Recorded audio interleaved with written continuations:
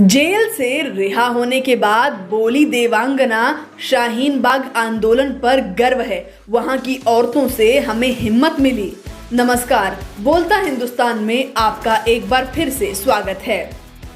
हाल ही में दिल्ली हिंसा मामले में गिरफ्तार किए गए पिंजड़ा तोड़ संस्था की एक्टिविस्ट देवांगना कलिता, नताशा नरवाल और जामिया यूनिवर्सिटी के छात्र आसिफ इकबाल को दिल्ली हाईकोर्ट द्वारा जमानत दे दी गई है। यह तीनों कार्यकर्ता बीते एक साल से जेल में बंद थे।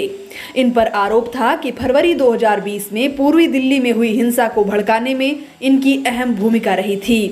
जेल से रिहा होने के बाद इन तीनों ने द वायर की सीनियर एडिटर आरफा खानम शेरवानी के साथ बातचीत की है। इस दौरान इन तीनों ने कई मुद्दों पर चर्चा करते हुए अपनी भावनाएं व्यक्त की।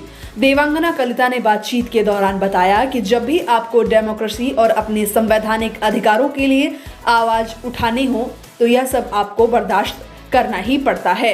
हमारे दिमाग में यह बात एक बार भी नहीं आई कि हमने ऐसा क्यों किया, हम इस आंदोलन का हिस्सा ना बनते। ऐसा इसीलिए क्योंकि हमने उस आंदोलन में देखा कि किस तरह से लाखों की तादाद में मुस्लिम औरतों और बच्चों ने अपनी पहचान को बचाने के लिए दिन रात बैठकर आंदोलन किया। उनमें क्या जज्बा था। उस आंदोलन का हिस्सा बनना मेरे लिए गर्व की बात है। उनसे मैंने बहुत कुछ सीखा है।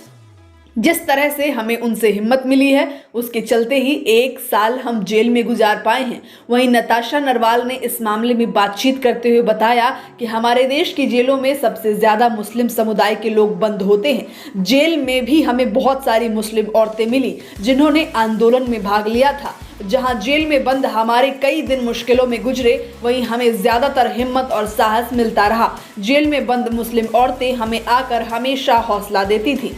वो मुस्लिम महिलाएं कहती थी कि हम लोगों ने जो भी किया वो सही किया है, हमें कभी भी हिम्मत नहीं हारना चाहिए। फिलहाल इस खबर में इतना ही। आप बने रहें बोलता हिंदुस्तान के साथ।